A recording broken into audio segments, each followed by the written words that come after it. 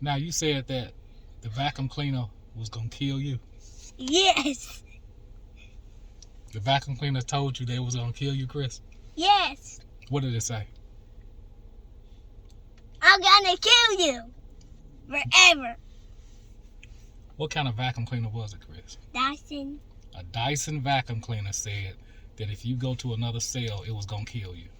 Yes. Did it mean it? Yes. How you know?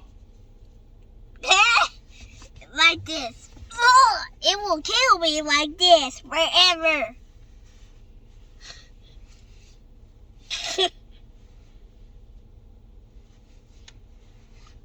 And you believe it? Yes. All right, Chris. So you can't go to another cell.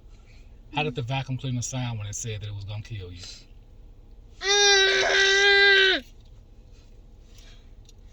Did it try to suck your clothes up? Yes. Where it try to suck you at? What you looking down there for? And my shirt. Okay, thank you. Clear that up. Looking down there. Anyway, say bye, Chris. Bye.